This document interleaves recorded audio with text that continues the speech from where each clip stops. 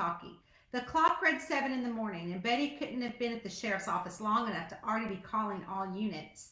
Not a good sign for a Monday morning. I had yet to enjoy my cup of coffee. Damn, I groaned, putting the coffee cup in the beanbag holder that laid over the hump of the floorboard. It was too early for anyone in Cottonwood, Kentucky to be calling for all units, much less needing assistance from the sheriff's department. Well, unless it was about the multiple coyote sightings that had been reported throughout the county, which weren't unusual for this time of the year. In that case, I had my 12 gauge nestled on the back seat, ready to scare them away. Duke lunged his front paws from the passenger side of the floorboard, licking up what little coffee had spilled. There was no way he was getting all of his 90-pound body squeezed down in the floorboard. Kitty, are you there? Betty asked again before I could unvelcro the walkie-talkie from my shoulder. Calling all units. I wasn't sure why she'd be calling for all units when the only unit was me, and Betty was well aware of that fact. Holding the steering wheel steady with one hand, I reached up and grabbed the police radio. Betty, I'm here. I twisted the windshield wipers to get what was hopefully the last of the lingering rain we'd had over the past few days. What do you have for me? Oh, God, Kenny. She sounded out of breath, rushing over my nickname short for Kendrick. Sheriff Lowry, I barely got in the door and put my pocketbook down before the phone started ringing. She didn't skip a beat. Ronald Walton is dead, and you better get over there before the rest of the town hears about it and beats you there. I jerked forward when I brought the old wagoneer to an abrupt stop. I scooted up on the edge of my seat and looked out the windshield and over the hood to make sure the engine wasn't lying on the pavement. What? Shock came over me. I stared at the window. Betty had to be mistaken. Doc Walton had birthed over 95% of the population in Cottonwood, including me, and he was old, but not casket shopping old. And his death would be a blow to the community. D-E-A-D! She spit out every letter for me as if I didn't know how to spell.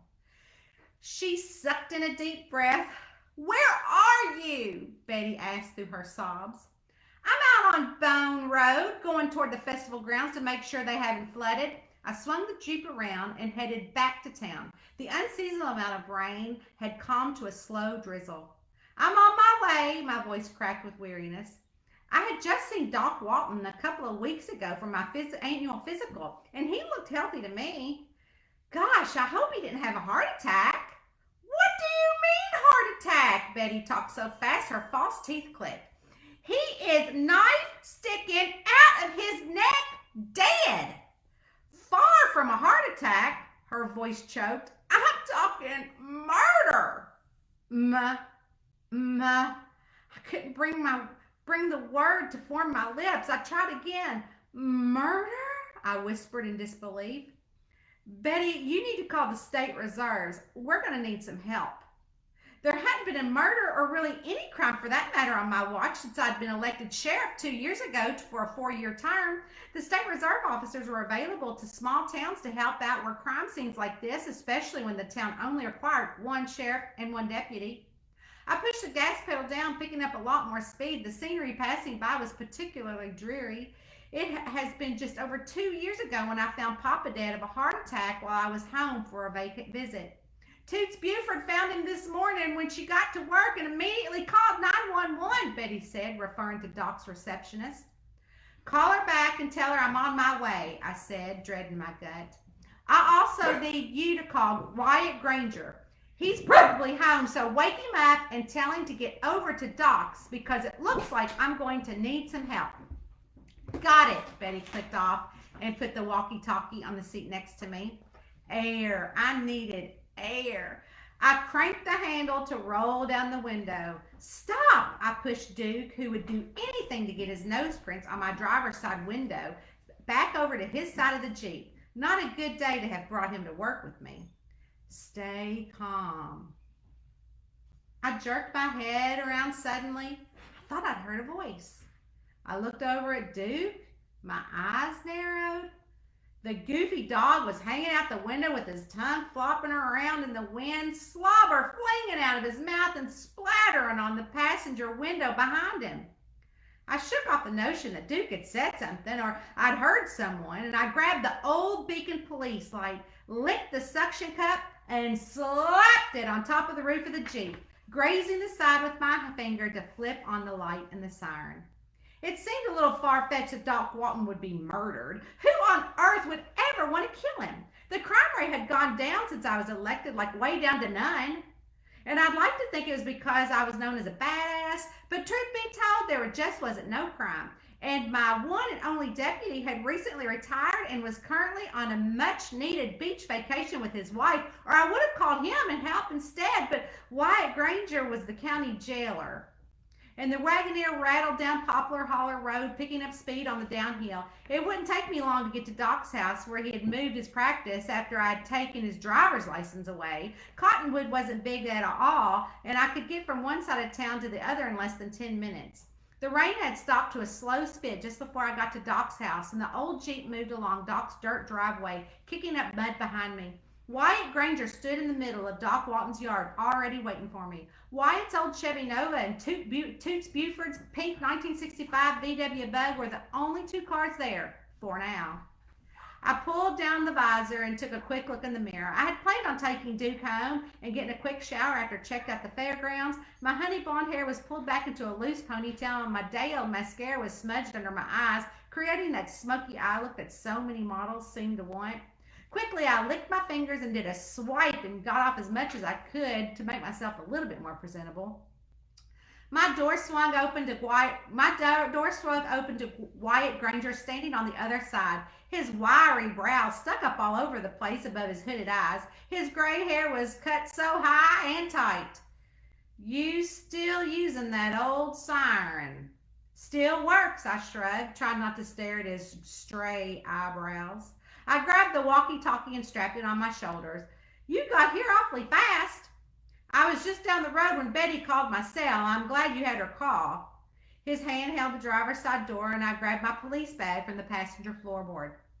"What do you think we have here?" I asked. "Well, I'm not sure." He shook his head, his lips turned down. "You stay," I warned Duke, and let the windows all the way down for him. Even though it wasn't hot and muggy yet, I shut the door and headed toward the house with Wyatt on my heels. "Looks like someone wanted Doc dead and didn't stick around to let us know who they are." Wyatt's head tilted to the side, his shoulders shrugged. "I went ahead and made sure the premises was secure and told everyone that was here to stay put until you said it was okay for them to leave." I listened intently to what Wyatt had to say, stopping when I saw Sterling standing on Doc's porch. "Good morning, Sterling," I said. He stood with his hands dug deep in the front pocket of his jeans. "Morning, Sheriff." Sterling spoke with the low voice reserved for dreaded things. A long-time Cottonwood resident, he stood over 6 foot tall, and his black hair was freshly slicked back. He wore his most usual outfit, a 2-button Henley shirt, a pair of blue jeans, and an old pair of snakeskin boots that had seen better days. "It's nice to see you, but I sure wish it wasn't under these circumstances." I nodded to him before I gestured to Wyatt to follow me into Doc Walton's house, and I pushed open the door. "Are you sure about this, Sheriff?" Wyatt asked, spacing his words evenly. Before I took my step to the door, I looked back at him. The tone in his voice infuriated me, not to mention his question. "I mean, it's not fitting for a girl to see a dead body." Wyatt stood firm with his hands crossed over his chest. He cleared his throat. "Besides, your daddy might kill me for letting you." He let out a long breath. He took off his John Deere cap out of Southern respect. "Especially the dead body of your baby doctor, the man that helped bring you into this world," he said. "Well, then maybe the good folks of Cottonwood shouldn't have thought about my dear old daddy when they elected me to office 2 years ago."